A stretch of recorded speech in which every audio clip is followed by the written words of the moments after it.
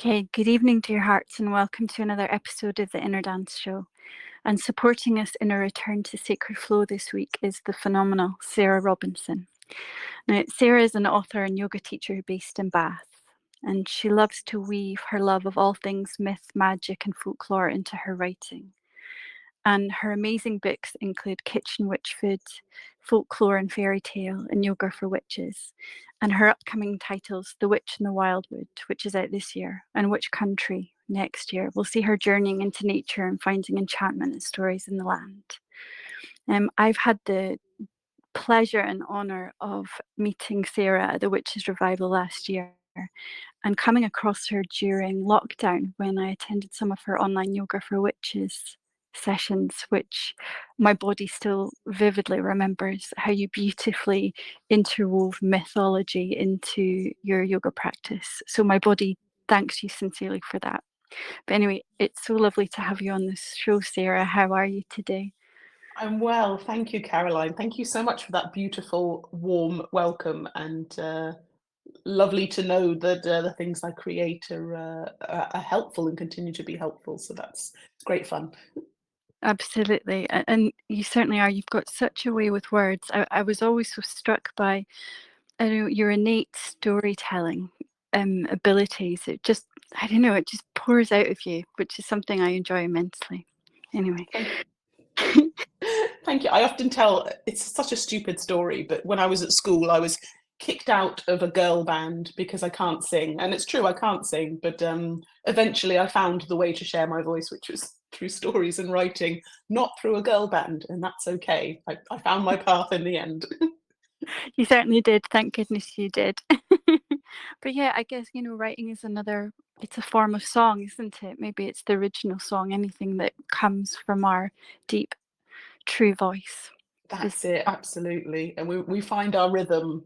That's and when we find our flow, that's an exciting thing. Whatever medium that may be in, whether it's words or yoga or story or movement, and yeah. it's a lovely thing to find it. Absolutely. And you're very much in flow, Sarah. I mean, you've got so many books and the ones that are coming. I'm very excited to read those as well. But I'm curious if you wanted to maybe tell us about what you're currently up to. Yes, thank you. I'd love to.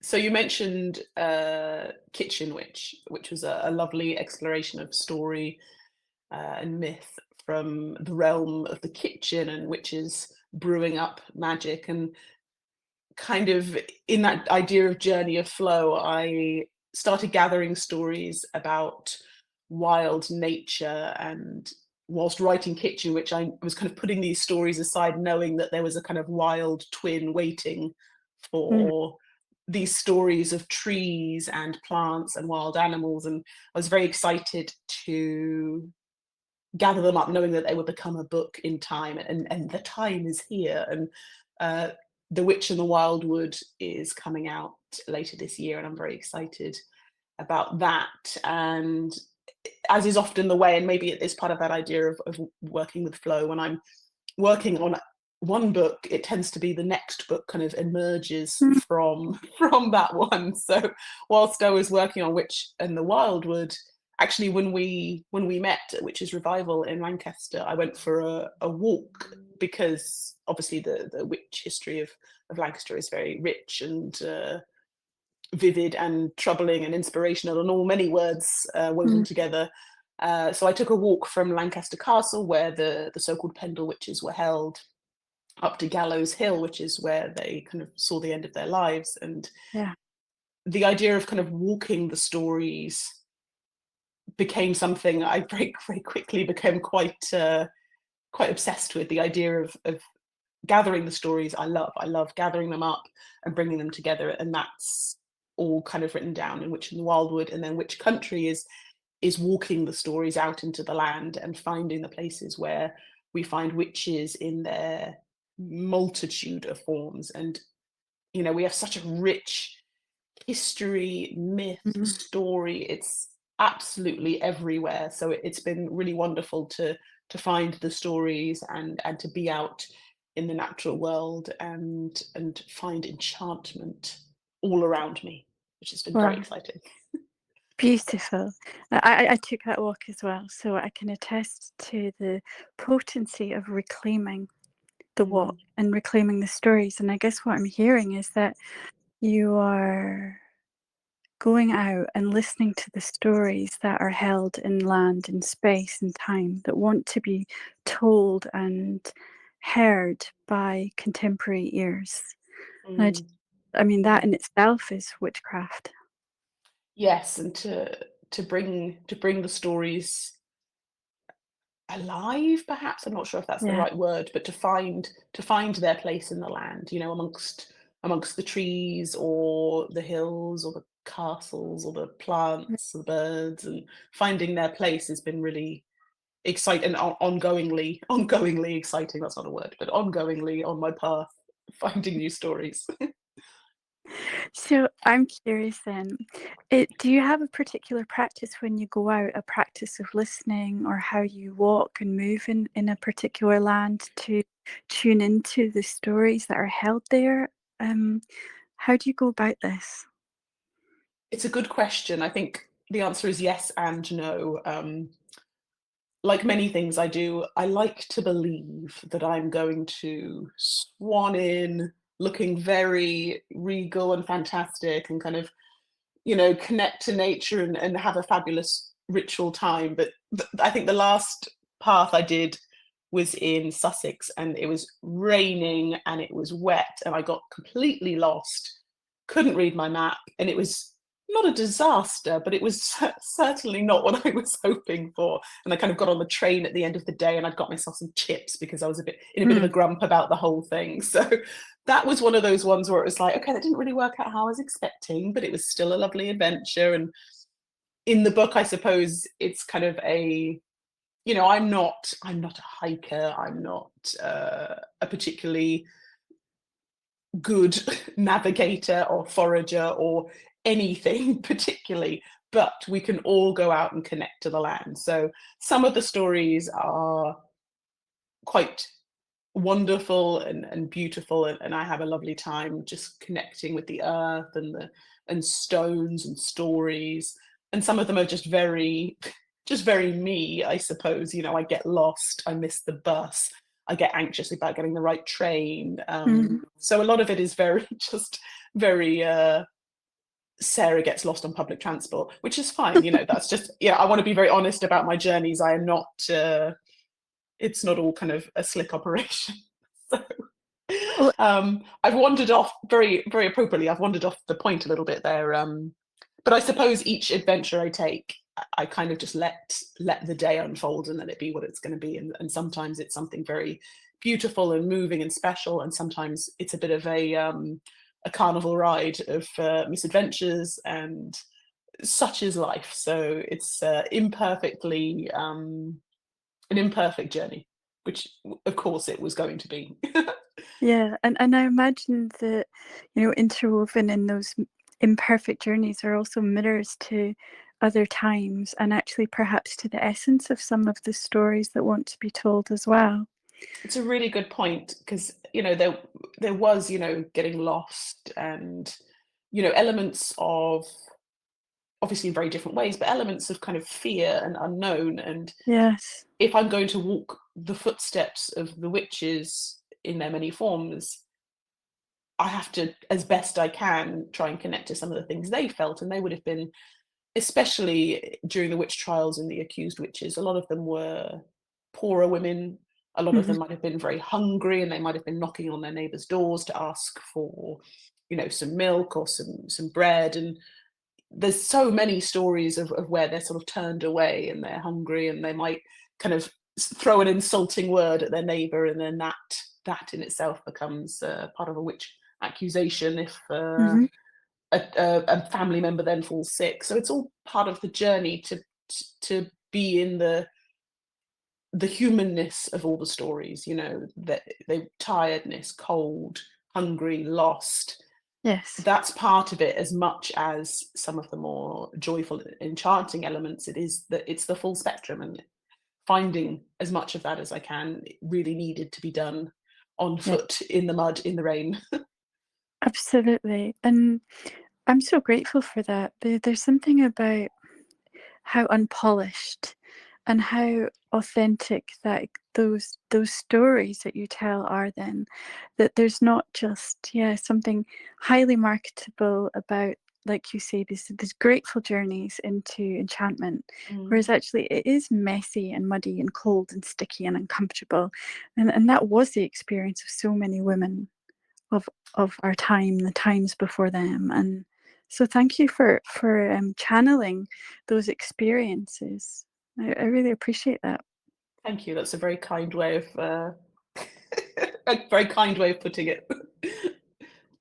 Yeah, and I have to say, when I was a little girl, I was I knew I was born a witch, and I was the witch that went into the shrubbery and the dark places and listened to the whispers between the gnarly dead trees. And so that, I think those are the kinds of explorations that I would be drawn to make anyway. So it's Oh nice to hear yes. I have a sister witch out there who's doing that too. Oh, and I think when anyone speaks of childhood and mud pies and kind of stirring up sticks and leaves and things, we all, this little group of, we know, we were there, we made a mess, we got muddy, we hid in corners. So it's all Yeah, just, I'm just doing that. I just want to keep doing that for as long as I possibly can as a grown up. So yeah, it will keep you young for sure. So I'm curious, is there any particular land in this world that you are drawn to or called to, maybe more than others? that's a really interesting question. I think on my path of writing books, I really began in the East with yoga, which is something I've done my entire life. I started when I was very small, and my kind of gateway into connecting with ideas of spiritual was to create Yoga for Witches, which was sort of a conversation about how this practice from the East was blended with my own sort of heritage of the West. And then each book afterwards has kind of journeyed me back here to this land, and then very um very finitely I kind of come back to the ground and back to the earth in the Witch in the Wildwood and Witch Country. So I suppose I'm just enjoying this process that I didn't realize was happening at the time, and now is very obvious looking back on the path I've walked, is that I've journeyed back to my homeland, which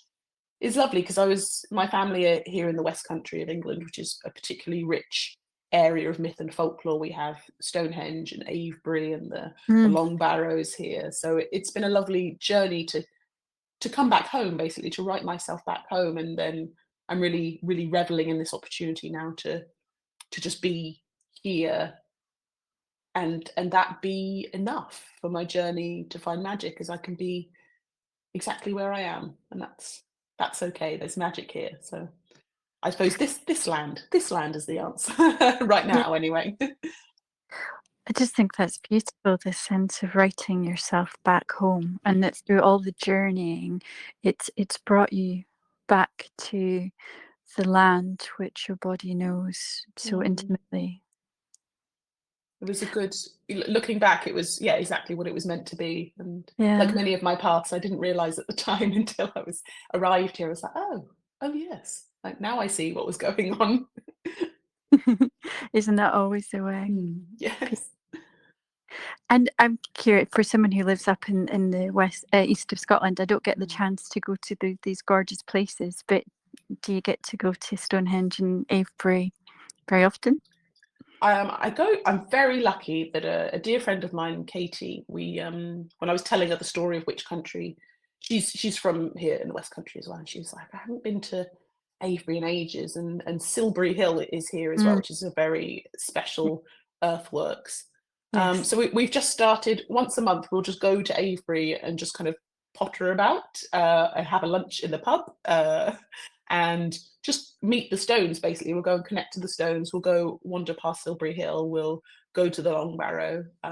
So we get to go to Avebury quite a lot, actually. So I'm very grateful that she's kind of reminded me that I'm excited about going to all wonderful places and kind of far and wide in the country, but also it's fun just to potter around our own area and remind ourselves what magic there is kind of right pretty much on our doorstep. So that's been fun. Yeah. So yes, Avebury's a fabulous place to be and to walk around. It is. And I guess what I'm hearing is that you have a practice of embodying enchantment, that through your visits to these stones, to particular sites, that you are consciously engaging with the sacred, and with, as you say, the stories that are held within, and you're listening. And I think that's such a forgotten practice.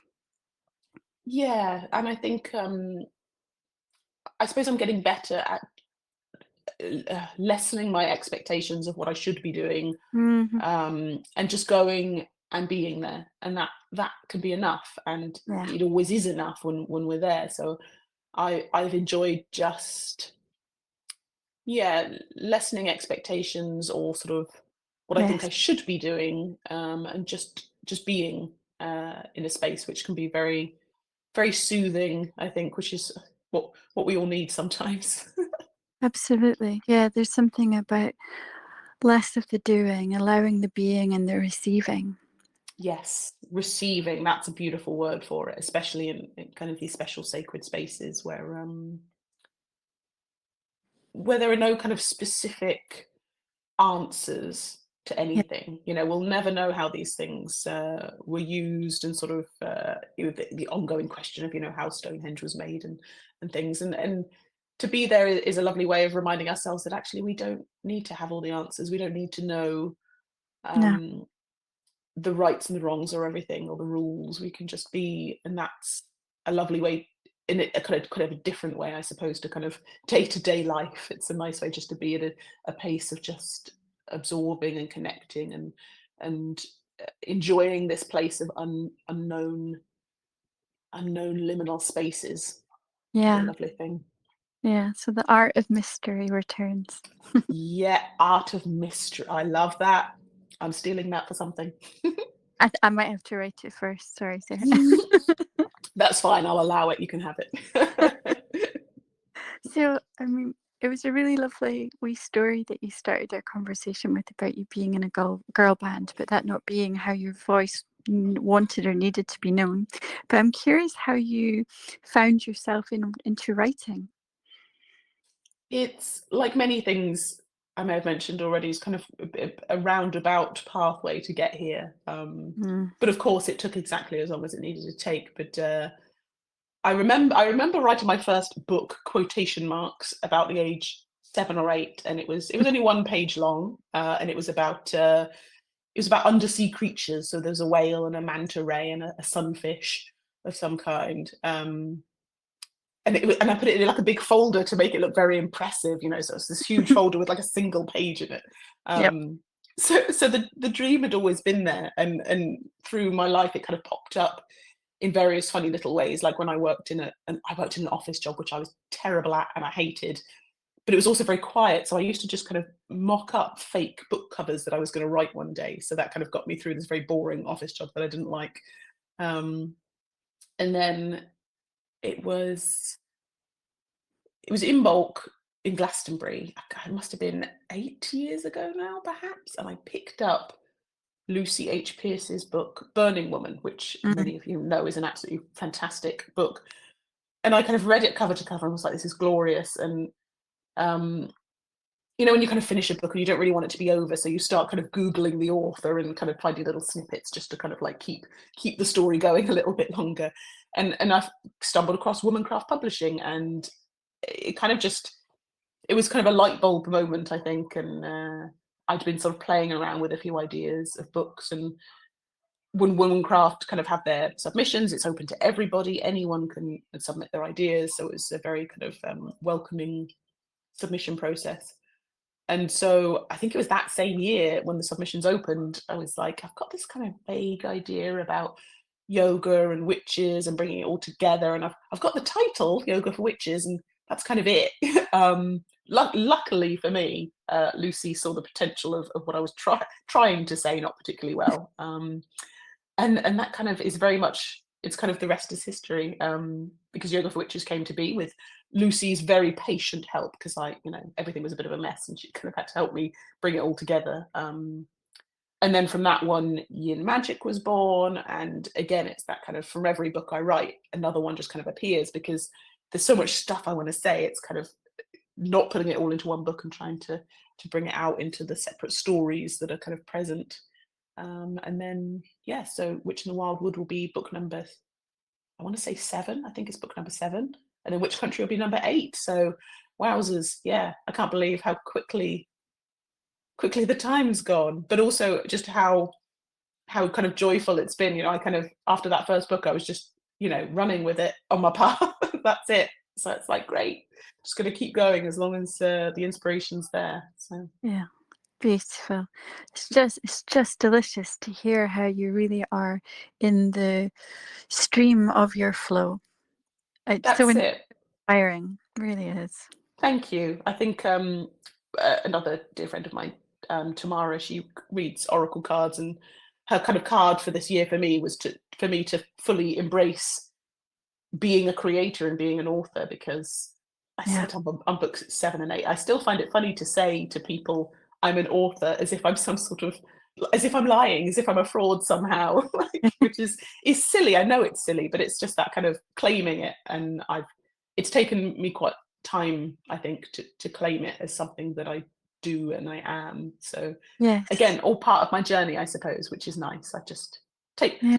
I'm slow going, my path, I'm a slow walker. I just I take my sweet time about it, but it's always nice when I get there. Yeah, so something about naming your way of being is taking its deep, slow time as well. Yes. And we moving at that slower pace, I think, and that's part of the rhythm of the natural world as well. We're not Yeah, rushing. There's no place to get to. There's no end point. It's just a constant cycle of finding yeah, our path. yeah, So feeling that we can just take our time, again, not something we get a chance to do in day-to-day life much, but is a wonderful thing to embrace, just yes, taking our sweet time. yeah. And I don't know if I'm picking this up right, but I'm sort of tuning into a paradox of how really giving yourself full permission to take that sweet, deep time Mm. and finding effortlessness, you're actually highly productive.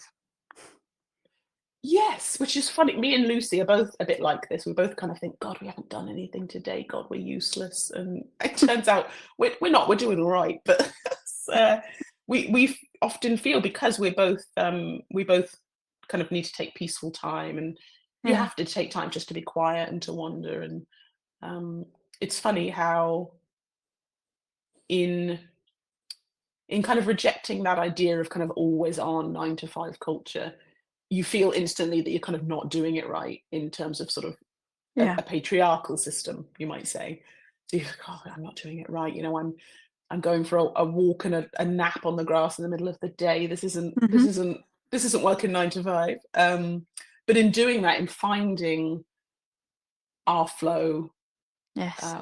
I know me and Lucy do it in different ways, but it's sort of in finding our flow, that's how we are able to create things we're passionate about. And I think having that kind of the drive of the love of it helps us to find our place and to create things we really love. And so we're finding your own path isn't, it can be a slower path, but actually in the long run it can be a more enriching, rewarding, and in the end you probably get more done, probably because Yeah. you love what you do. So Yes, yes. And there's something about how your presence and how you're cultivating your presence through these enriching acts of connection, consciously embodying your art.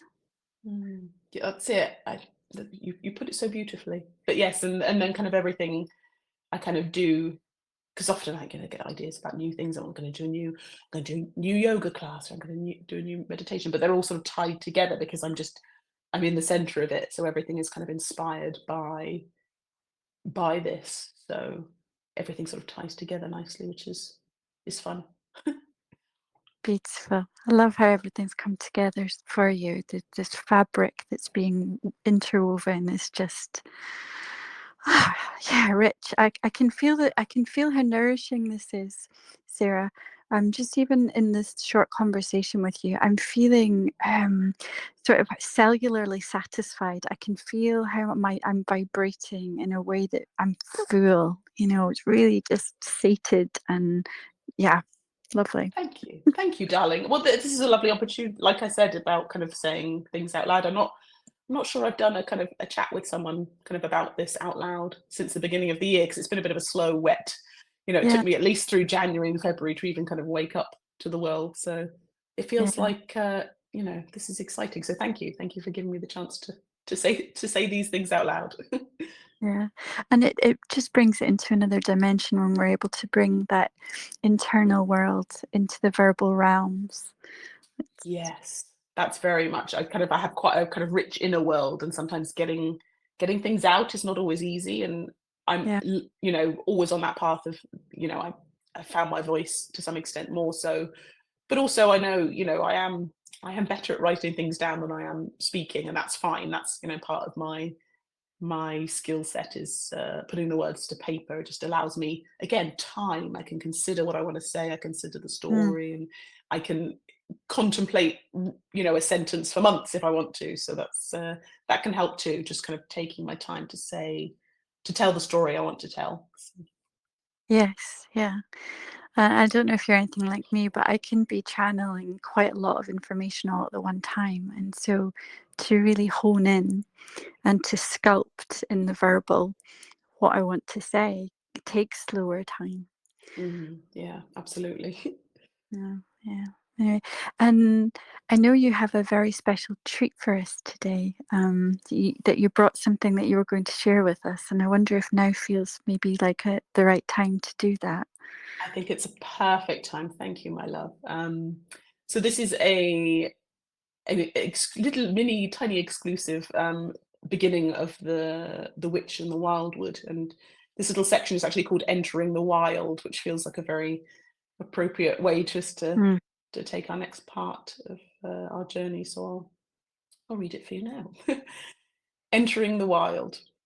This book is an exploration of what it is to be called wild, to work with the wild, to seek the wild in various ways, and how the wild can change you. There is a paradox here. The wild is both a place of fear and trepidation, an alluring, lovely place, a place of bounty and hunger, peril and delight. Where there is unknown, there is possibility and freedom. Perhaps these stories may prompt you to look again or to see something a little differently, new or enchanting amongst the trees. No matter how wild or familiar the wood, if my books on the Kitchen Witch, published in 2022 and 23, were about the sacredness and enchantment held within a domestic realm of the kitchen, hearth, garden, and home, this book is surely the wild twin, exploring enchantment of the wildwood and forest, and how often through time we have used such figures as the wild feminine and the witch to embody the untamed nature of wild places. There are powerful ideas to be found within the wildwood to inspire, enchant, and treasure. There is magic in journeying through story, myth, legend. So much to find, you never really know where it will take you. The wild, I found, like the word witch, can't be held down too tightly. That's when the edges begin to bleed and everything I thought I knew was thrown into the half-light and liminal spaces. I will do my best to keep a straight path, but fair warning, wanderings do occur, and each creates just one more thread of this wild journey, like getting lost in the woods. Why do so many of our collective stories of woods and trees also feature, in addition to wild creatures, magical ones, witches, mythic creatures, and fairy folk?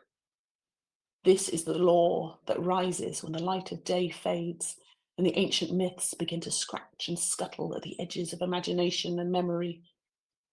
In dim light, in the heart of the woods, the mysteries deepen somehow, as do its dangers, when we look through these enchanting tales of hope and fears that cling to the boundaries of our collective consciousness.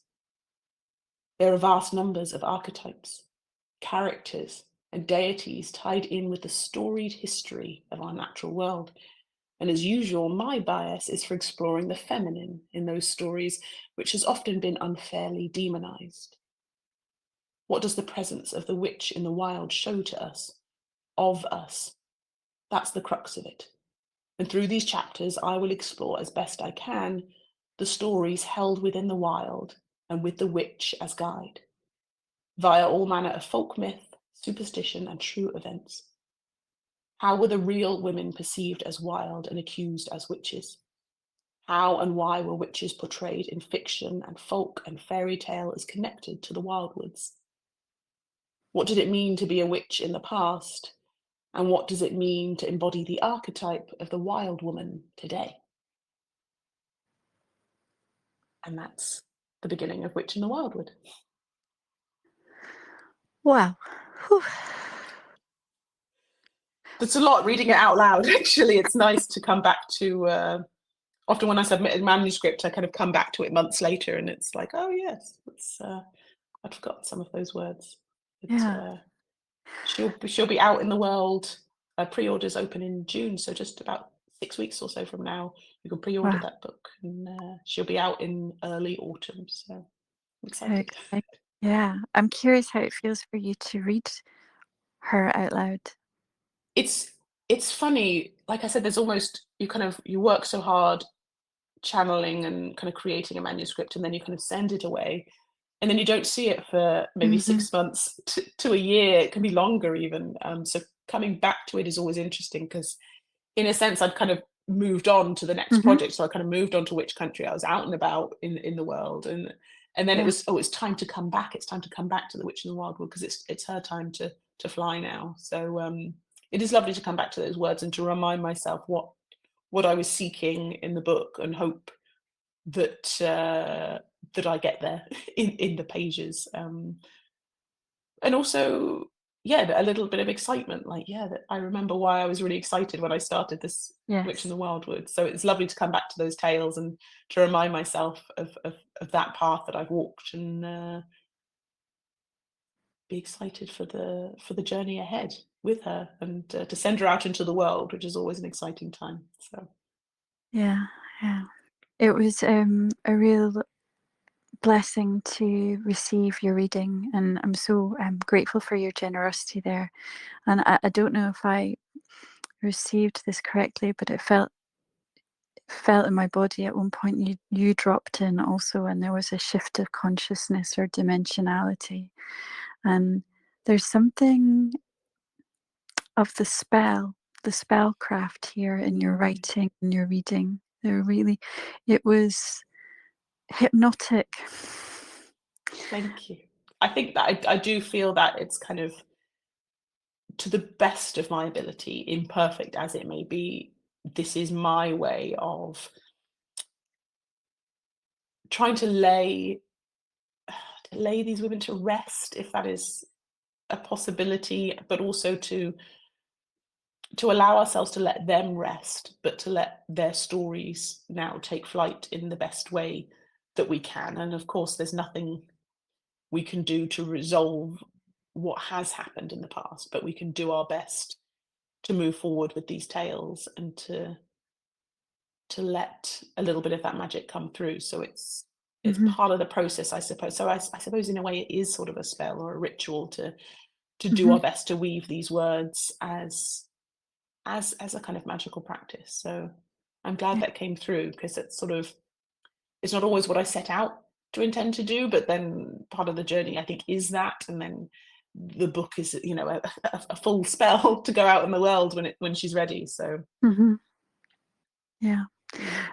No, it certainly did, and it evoked so much within me, and I'm always so grateful when there's something of the erotic realm that, eros is in the sense of that vital Mm. life force that invites us to be a loving, living witness, to really Mm. intimately connect with these different realms, and you have harnessed these I'm going to say powers, these abilities to do that so beautifully. Thank you. Yeah, there's something a little bit kind of the primal, Mm. instinctual or intuitive, which is just a lovely way to sort of Yeah. sink into it all. Yeah. Yeah. And I can feel your pleasure in your writing. There's some, it's sensuous. I'm not necessarily talking about the sexual pleasure, but definitely sensuous. The descriptive words, the onomatopoeia, Mm. the words that bring together texture and viscosity, and like I'm really touching the world that you're creating. Oh, viscosity! I love that word. That's a But good yeah, word. it's that we're allowed to find joy and enchantment in the world, and it's lovely to kind of get our fingers in the dirt and hold the pine cones and touch the trees, and there's a sensuous joy to be had in the natural world, and Yes. I'm glad that kind of came across, because it was that kind of like, oh, we can really love and find the world sacred, and that is a whole part of really loving and Yeah. respecting and holding Mother Earth sacred, which you Yes. know yeah, day-to-day life doesn't always allow for that or approve of that, but it's nice to find that simple pleasure that we can all do. I love the whole accessibility of it all. We can all, for the most part, go out and breathe the fresh air and listen to the birds and put our fingers in some mud. So And yeah, and again, that those simple acts, that isn't that really the essence of reclaiming the primal or the wild woman archetype. yes. The we're so sanitized. Mm. And just the simple, because something is simple doesn't mean it's not wildly powerful. So it's like it can be Absolutely. as simple as getting your feet on the earth, sticking your hands in the mud. It doesn't need to be more complicated than that, but that doesn't make it any less powerful for the doing. Yeah. Yeah. You've inspired me. I think I now know what my afternoon's going to look like. Oh, fantastic. I'm curious, Sarah, what was your favorite fairy tale when you were wee? Oh, that's a good question. It was actually,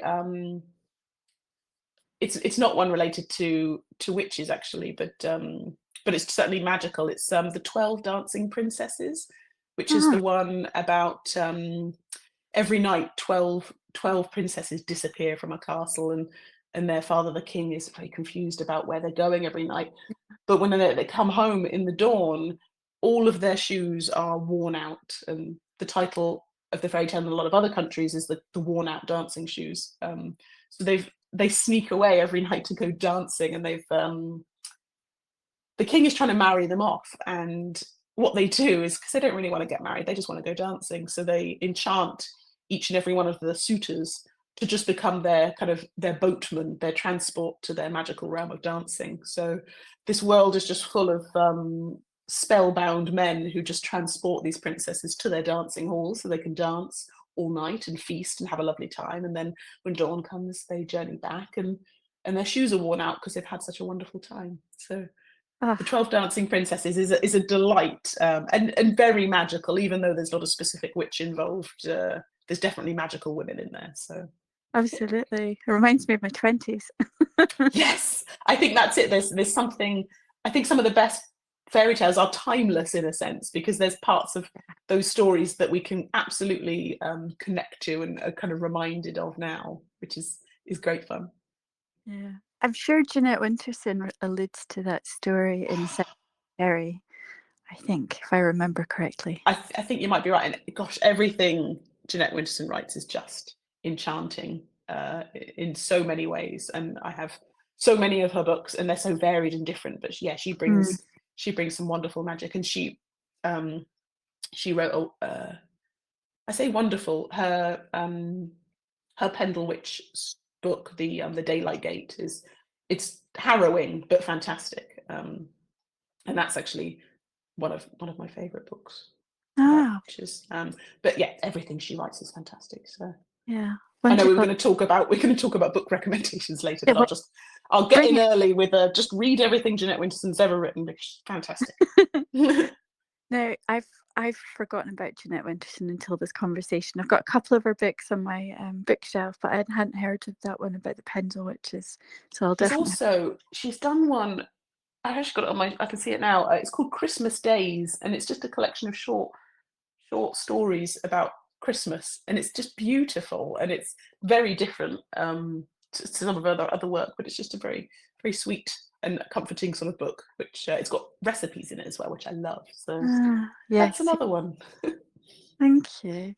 And do you find that, there are other authors and their styles that inspire your own writing?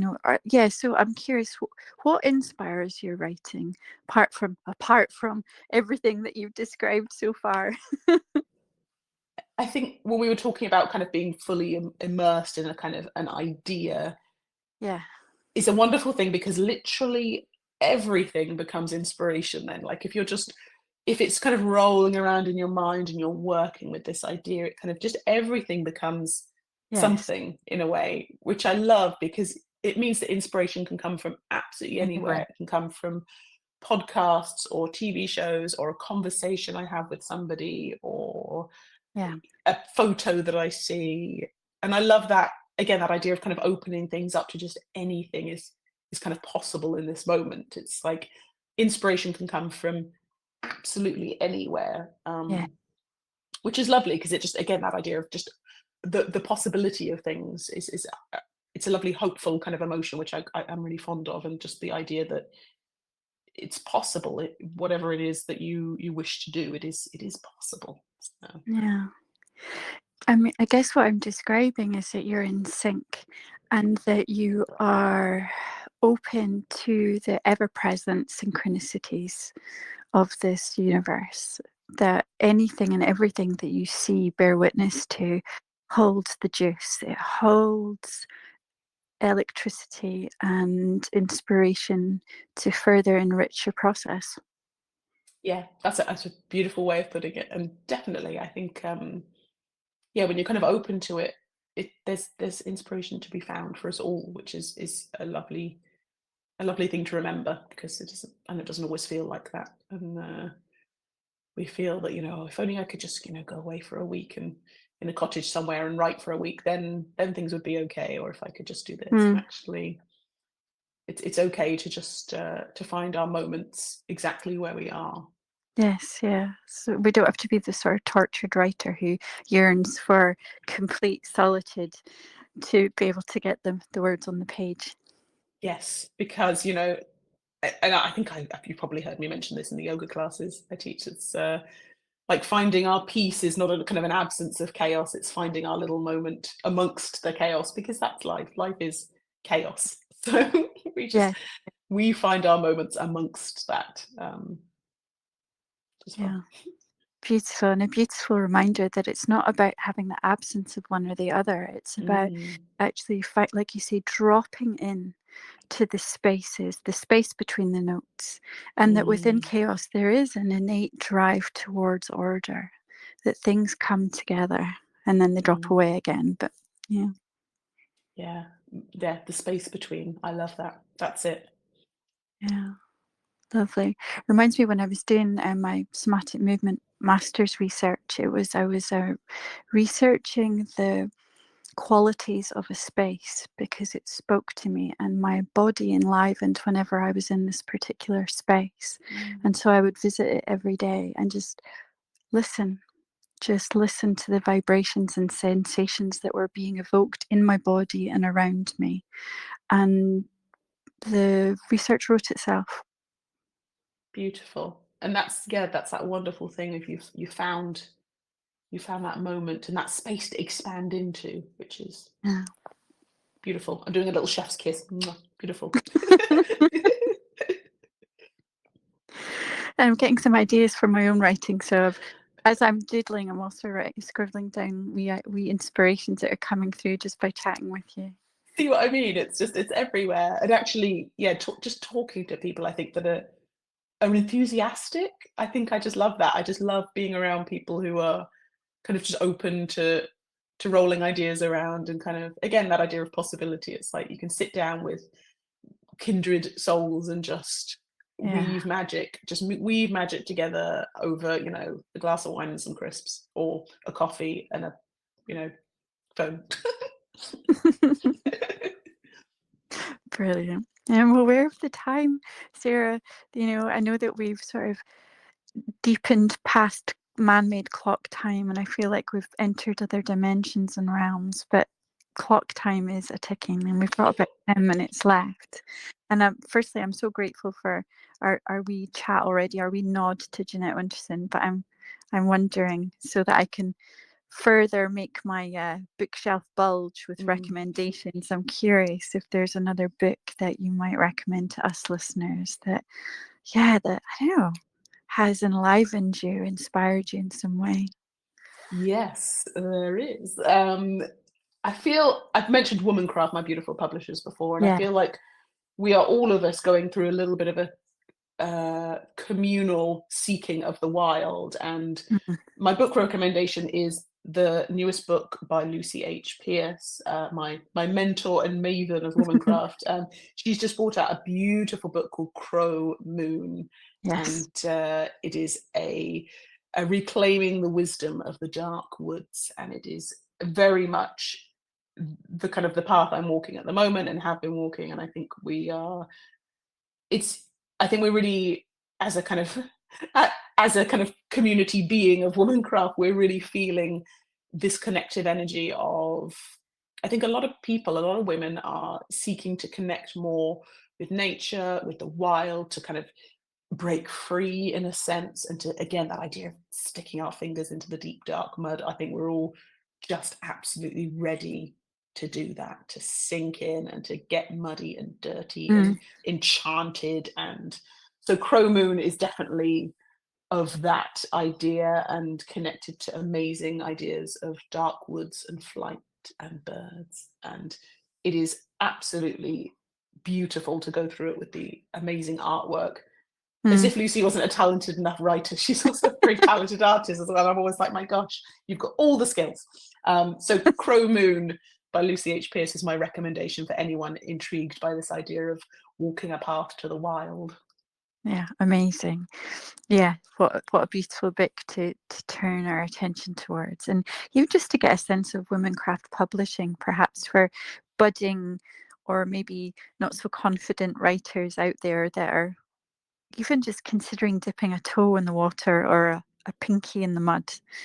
I I cannot yeah. recommend it highly enough. And it's obviously I'm wildly biased, but it's a wonderful place to revel in beautiful books. And this, Yes, just the energy of support and possibility. I think all of the authors are amazing. just so enthused about raising magic. So it's very Yeah. exciting.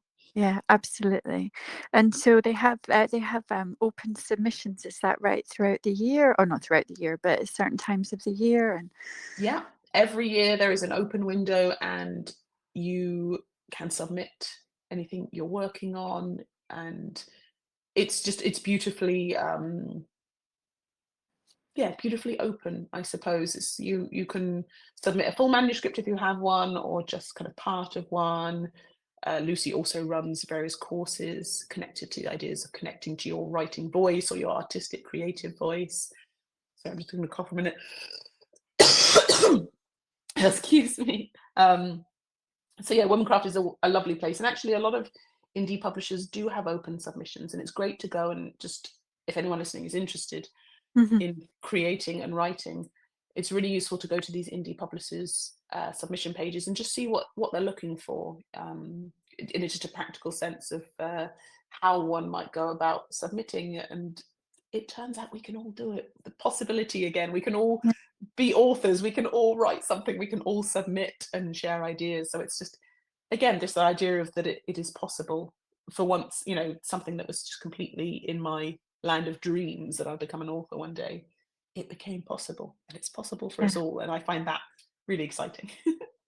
absolutely. There's something, it's accessible now, isn't it, for so many different voices and different art. Yes, it's Yeah, a lovely time. Like, if you have a story that you want to tell, you can find a way to share it, which I think is really special. It's a wonderful time to be a creator of words and stories. absolutely. Absolutely.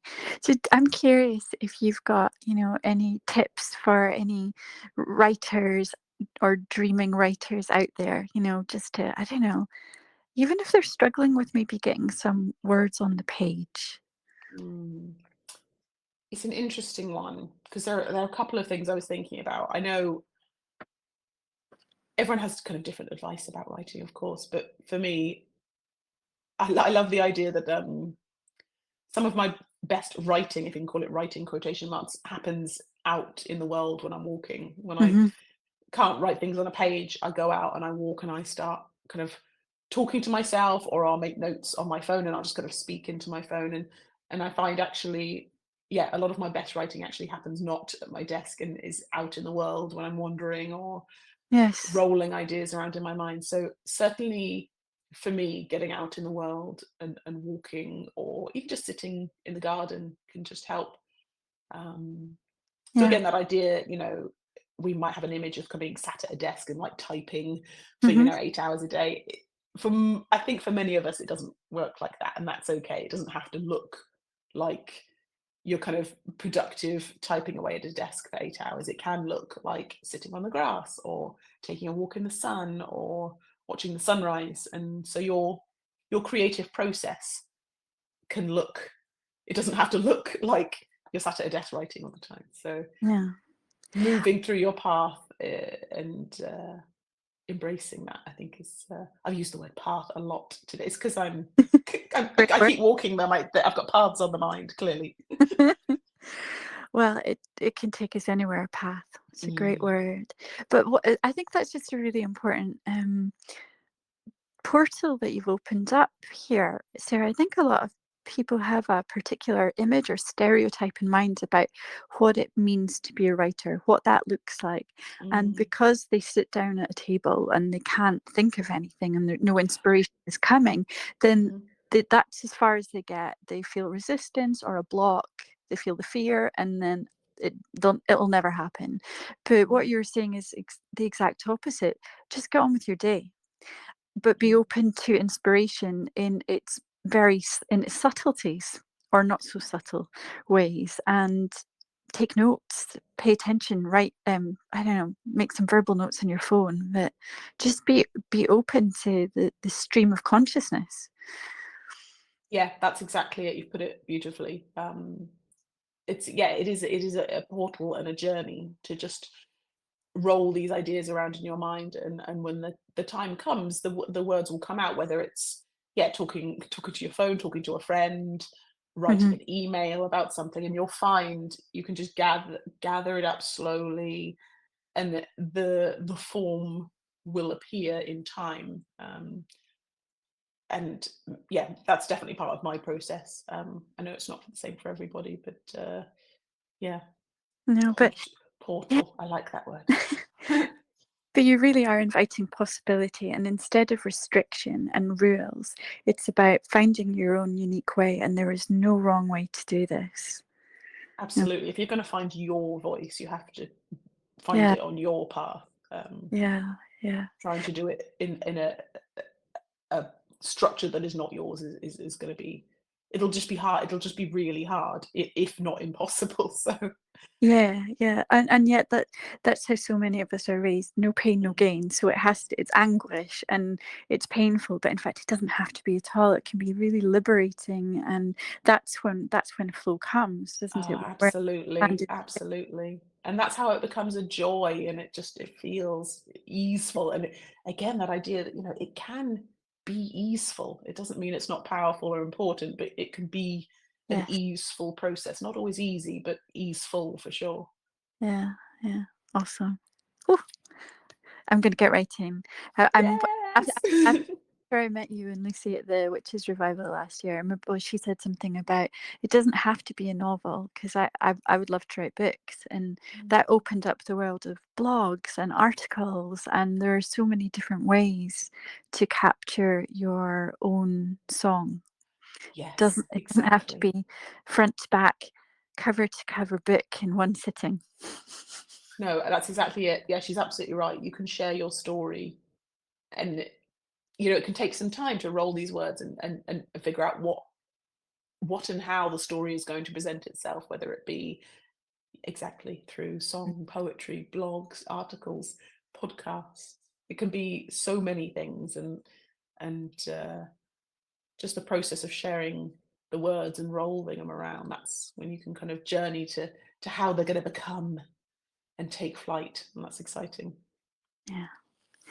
So I'm curious about if anybody were wanting to find out about the amazing offerings that you put out into the world, how might they get in touch with you, or do you have a website? You know, what's happening in your world, Sarah?